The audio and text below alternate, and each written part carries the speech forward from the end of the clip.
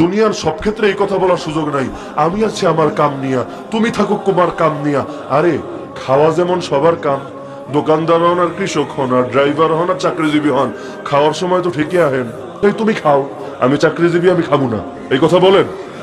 আরে তুমি খেত খামারে কাম করো, তুমি গোসল করো, আমি যেহেতু চেয়ারম্যান আমি গোসল করবো না, এই কথা বলেন? বরং বলেন এগুলো আমাদের সবারই করা লাগে, বিয়ে শাদিও সবারই করতে হয়, স্ত্রী সহবাস সবারও করতে হয়, মলমূত্র ত্যাগ সবার করতে হয়, খাওয়া দাওয়া সবার করতে হয়, গোসল সবার করতে হয়, বিশ্রাম সবার করতে হয়। তার মানে এখানে কোনো ভাগাভাগি নাই। সব কাজ ছেড়ে দিয়ে এই কাজে চলে আসতে আল্লাহর নবীর জামানায় যখন বদর উহুদের ডাক আসতো, তখন কি আবু হুরায়রা বলতেন আমার হাদিসের দর্শ আছে? আব্দুল্লাহ বিন মাসুদ বলতেন আমার ফিকহের দর্শ আছে? আব্দুল্লাহ বিন ওমর বলতেন আমার সুন্নাহর দর্শ আছে? আরে তখন সবাই সব কাজ ছেড়ে দিয়ে, এমনকি বাচ্চা বাচ্চা পোলাপান মায়ের কোল থেকে দৌড়ে এসে ময়দানে ছুটে আসতো, লাব্বাইক ইয়া আল্লাহ, লাব্বাইক ইয়া আল্লাহ, আমি তোমার দরবারে উপস্থিত, এই কথা বলে ময়দানে ঝাঁপিয়ে পড়তো। যখনই বলা হতো হাইয়া আলাল জিহাদ, কে কোথায় আছো, জিহাদের ময়দানে ঝাঁপিয়ে পড়ো। আরে হামজালার মতো সাহাবী যাদের গোসল ফরজ হয়ে যাচ্ছে, গোসলের জন্য বসে থাকতো না, দৌড় মেরে ময়দানে হাজির হয়ে যেত। তার মানে ফরজে আইন বিধানের ব্যাপারে এই কথা বলার সুযোগ নাই। তুমি থাকো তোমার ডানিয়া, আমি থাকি আমার ডানিয়া। আমি জিকির করি, তুমি নামাজ পড়া নাও। আমি লা ইলাহা ইল্লাল্লাহর জিকির করে সওয়াব পাবো, তুমি নামাজ পড়ে সওয়াব পাবা, বলার সুযোগ আছে? আরে আছে নাকি? তো যদি ইসলামের কোন বিধান, উদাহরণস্বরূপ জিহাদ যদি ফরজ হয়ে যায়, নামাজ যেমন গুরুত্বপূর্ণ জিহাদও সমান গুরুত্বপূর্ণ হয়ে যায়। এমনকি আল্লাহর নবীর জামানায় হয়েছে, জিহাদ করতে গিয়ে 4 ওয়াক্ত নামাজ কাজা হয়ে গেছে, এরপর একসঙ্গে 5 ওয়াক্ত নামাজ আদায় করেছেন। তাহলে নামাজ কাজা করা যায় যে বিধানের জন্য, সেটার গুরুত্ব নামাজের চাইতে কম? আরে কম। আমরা ভার্সন বের করতে করতে শেষ। সহিহ বুখারী নাম শুনছেন নি? শুনেন নাই? কোরআনের পর সবচাইতে বেশি বিশুদ্ধ কিতাব কোনটা? আসহুল কুতুবি বাদা কিতাবিল্লাহ সহিহুল বুখারী। সহিহ বুখারী যে পড়ায় মাদ্রাসার মধ্যে, তাকে শ্রেষ্ঠ হুজুর বলা হয় না? শাইখুল হাদিস তাকেই বলা হয়। অন্য কিতাব পড়লে কিন্তু শাইখুল হাদিস। আমাদের দেশে খতম হয়, আবু দাউদের খতম হয়, তিরমিজি, নাসাই, ইবনে মাজাহ, তাহাউই, মুওয়াত্তা মালিক, মুওয়াত্তা মুহাম্মদ, এগুলোর খতম হয়। খতম হয় কোন কিতাব? সাধারণভাবে কোন কিতাব? বুখারী। তার মানে বুখারীর মর্যাদা সবার কাছে বেশি। তো বুখারী থেকে দেখতে পাই আমরা কিতাবুল জিহাদের মধ্যে ইমাম বুখারী হাদিস এনেছেন, বড় আজীব হাদিস। হাদিসের আগে এনেছেন একটা আয়াত, এই আয়াত শুনলে আরো বেশি পেরেশান হবেন। শিরোনাম দিয়েছেন কিতাবুল জিহাদ, তার মানে জিহাদ অধ্যায়। কি অধ্যায়? অনেকের আবার জিহাদি বই শুনলে চুলকায় না শরীরে? সহিহ বুখারীতে আছে কিতাবুল জিহাদ, কিতাব মানে বই, জিহাদ মানে জিহাদ। তাইলে যেই জিহাদি বই শুনলে আপনার গা চুলকায়, বুখারীর মধ্যে এটা আছে। এখন থেকে এই করবেন, বুখারী পাইলেই বলবেন এই পাইছি, জঙ্গি ডিটেক্টেড। পারবেন বলতে? পারবেন? যে কোরআনে নামাজ নিয়ে আয়াত আছে 82টা, একই কোরআনে জিহাদ নিয়ে আয়াত আছে 484টা। জিহাদ কোনো মোল্লা মুন্সির আবিষ্কার করা শব্দ না, জিহাদ কার শিখানো শব্দ? আরে কার শিখানো শব্দ? জিহাদ শুনলে যদি কারো গা চুলকায়, সে আর মুসলমান থাকে না, মুরতাদ হয়ে যায়। কিতাবুল জিহাদ শিরোনাম দেওয়ার পর ইমাম বুখারীর ব্যাপারে একটা মূলনীতি হলো, উলামায়ে কেরাম বিশেষভাবে বুঝবেন, ফিকহুল বুখারী ফি তারাজিমিহি, ইমাম বুখারীর ফিক তার বুঝটা প্রকাশ পায় তার শিরোনামের মধ্য দিয়ে। কিতাবুল জিহাদ লিখে এরপর তিনি শিরোনাম এখানে শেষ করেন নাই, আরেকটা অংশ যোগ করেছেন। কারণ ইমাম বুখারীর মূলনীতি হলো, কোন বিষয়ে হাদিস বলার আগে এই বিষয়ে যদি আয়াত থাকে, আগে আয়াত বলেন তারপর হাদিস বলেন। কিন্তু যেহেতু এটা হাদিসের কিতাব, তাফসীরের কিতাব না, এই কারণে আয়াতগুলো আলাদা অধ্যায় দিয়ে আনেন না, শিরোনামের মধ্যেই ঢুকিয়ে দেন। তো শিরোনাম দিলেন কিতাবুল জিহাদ, এরপর লিখছেন ওয়াকাউলিল্লাহি আযজা ওয়া জাল ইন্নাল্লাহা আশতারা মিনাল মুমিনিনা আনফুসাহুম ওয়া আমওয়ালাহুম বিআন্না লাহুমুল জান্নাহ ইউকাতিলুনা ফি সাবিলিল্লাহ ফায়াকতুলুনা ওয়া ইউকতালুন।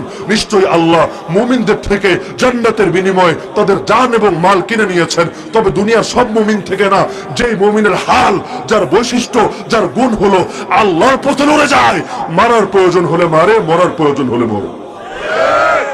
ইমাম বুখারীর ফিক প্রকাশ পেয়েছে শিরোনামের মধ্য দিয়ে। বলবেন কিভাবে? আমি বলবো, দেখেন, শিরোনাম দিলেন কিতাবুল জিহাদ, আয়াত আনলেন এমন একটা আয়াত যেখানে জিহাদ শব্দও নেই, তাইলে মিলল কেমনে?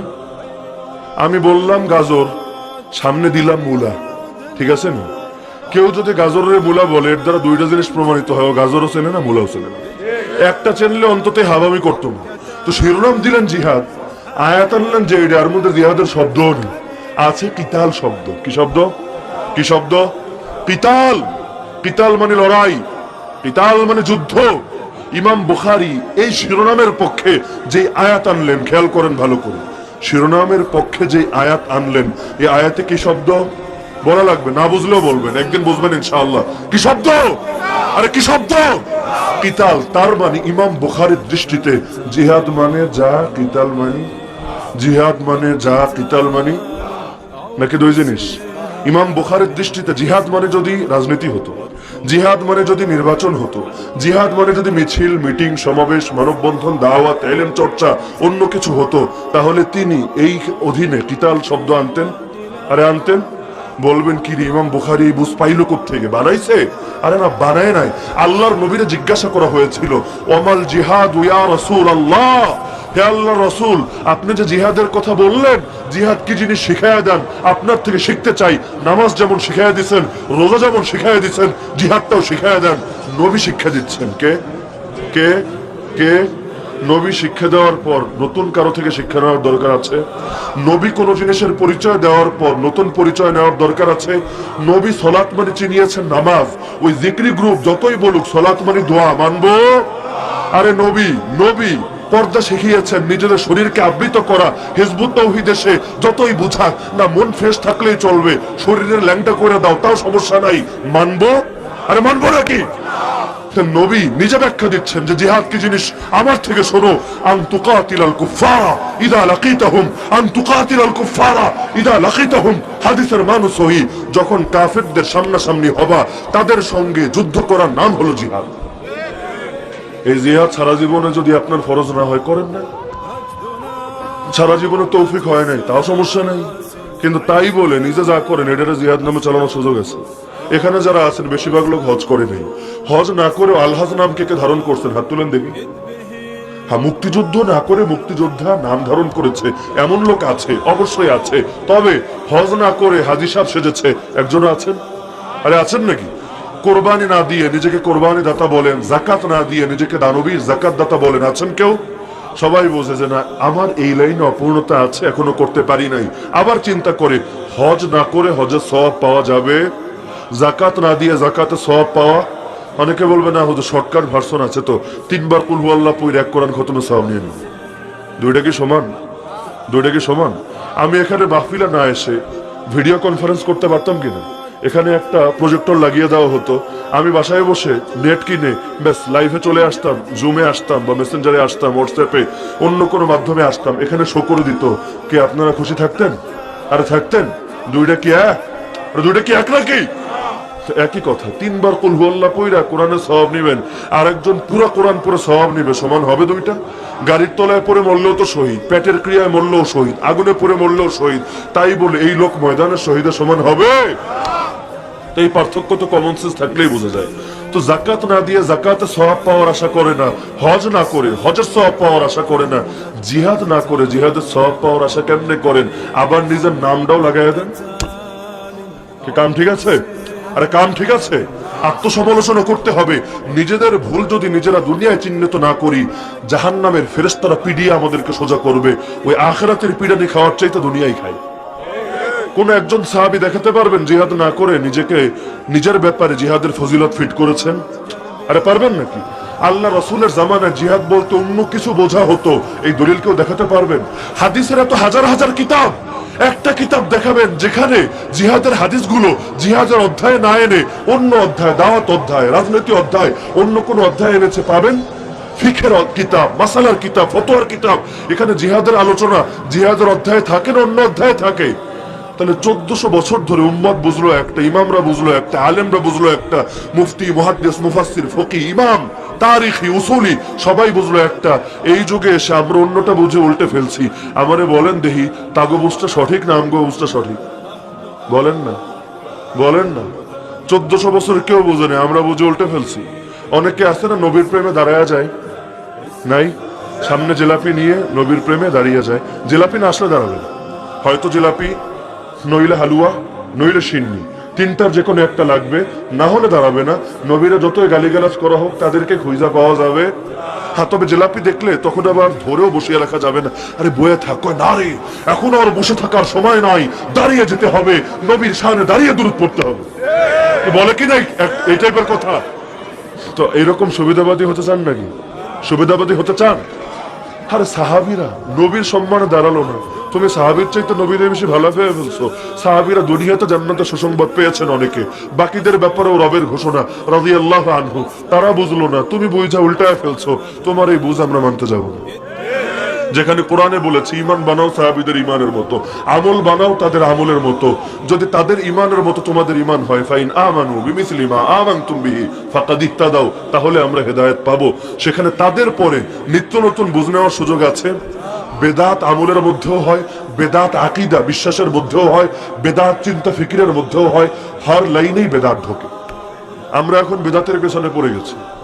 রাজনৈতিক পদ্ধতিও বেদাত, অর্থনৈতিক ব্যবস্থাও বেদাত, শিক্ষা ব্যবস্থাও বেদাত। বেদাতের অনেক প্রকার। কোন কোন বেদাত কুফরি, বেদাতে মুকাফফিরা, যে বেদাতে লিপ্ত হলে মানুষ কাফের হয়ে যায়। কোন কোন বেদাত মুফাসসিকা বা মুজাল্লিলা, যাতে লিপ্ত হলে মানুষ পাপী হয়, গুনাহগার হয়। তাহলে সব বেদাত এক না। আকীদার বেদাত মানুষকে অনেক সময় কাফের বানায় ফেলে। আমরা কালেমা পড়ে নবীর নামে, আদর্শ নেই নবীকে বাদ দিয়ে আব্রাহাম লিঙ্কন থেকে। কালেমা ঠিক আছে? আরে ঠিক আছে তো বলছি, ইসলাম হেফাজতের জন্য কে কে রাজি আছেন?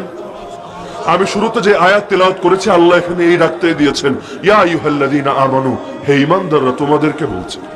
কাফেরই ডাক না শুনলে সমস্যা নেই, মুনাফিক না শুনলে সমস্যা নেই। কিন্তু আমারে বলেন, আপনার মুরব্বী মা আপনাকে ডাক দিল, ডাক শুনলেন, শোনার পরও ভ্রুক্ষেপ করলেন না, সমাজ আপনাকে আদব বলা বলবে না বেদব বলবে? মা বেশি বড় না আল্লাহ বড়? পৃথিবীর সব মায়ের এক পাল্লায় রাখলে আল্লাহ সমান হবে? আল্লাহর একটা সিফাতের সমান হবে? আল্লাহ ডাক দিচ্ছেন, ইয়া আইয়ুহাল্লাযীনা আমানু, হে ঈমানদাররা তোদেরকে ডাক দিচ্ছি শোন। ডাক দিয়ে কি বলছেন? কুনু আনসারাল্লাহ, আল্লাহর সাহায্যকারী হও। বলবেন কেমনে আল্লাহর সাহায্যকারী হবো? আল্লাহর বিকাশ নাম্বার দেন, টাকা পাঠাবেন। অথবা আল্লাহ তাআলা কুরিয়ার অ্যাড্রেস দেন, সেখানে সামনে ঈদ আসছে, আমরা বিভিন্ন উপহার সামগ্রী পাঠাবো। সম্ভব? আরে সম্ভব।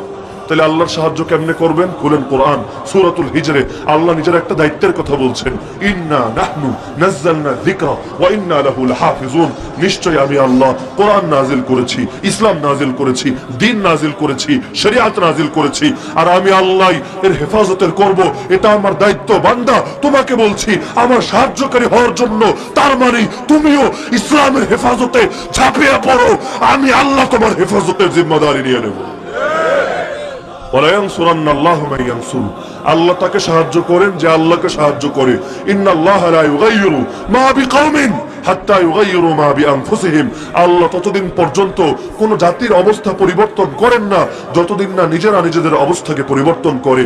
আমরা ভাবি দোয়া দিয়ে সব সমস্যার সমাধান হবে। আল্লাহর নবী দোয়া করেন নাই মক্কার জীবনে? হেরা গুহায় দোয়া করেন নাই? গারে সাউরে দোয়া করেন নাই? তারপরে বদরে গেলেন কেন? উহুদে গেলেন কেন? নবীর দোয়ায় পাওয়ার ছিল না? নবী কাইন্দা কাইটা আমগো মতো দোয়া করতে পারতো না? আরে বলেন, তার মানে দোয়ার লগে দাওয়াও লাগে। আমার আল্লাহ তারে সাহায্য করেন যে আল্লাহরে সাহায্য করে। নবী তার চাচাতো ভাই আব্দুল্লাহ বিন আব্বাসকে শিখিয়ে দিচ্ছে, ইয়া গুলাম ইন্নী উআল্লিমুকা কালিমাত ইহফাজিল্লাহ ইয়াহফাজকা ইহফাজিল্লাহ তাজিদহু তুজাহাক। তুমি আল্লাহর হেফাজত করো, আল্লাহ তোমাকে হেফাজত করবে। তুমি জীবনের সব ক্ষেত্রে আল্লাহর বিধানকে হেফাজত করো, সব সময় আল্লাহকে সামনে পাবে। স্টার্টিং হতে হয় নিজের থেকে। সেই হাদিসে কুদসির ঘোষণা, বান্দা 1 বিঘত অগ্রসর হ, আমি তোর দিকে 1 হাত অগ্রসর হব। তুই আমার দিকে 1 হাত অগ্রসর হ, আমি তোর দিকে 2 হাত অগ্রসর হব। তুই আমার দিকে হেঁটে হেঁটে আয়, আমি তোর দিকে দৌড়ে দৌড়ে যাব। কিন্তু শুরু করতে হবে কার? আর শুরু করতে হবে নিজেদের। নিজেরা যখন শুরু করব, সমাপ্ত করবেন কে? কাতিলুহুম ইউআযিবহুমুল্লাহু বিআইদিকুম। দুনিয়ার সব জালেমকে আল্লাহ ধ্বংস করবেন।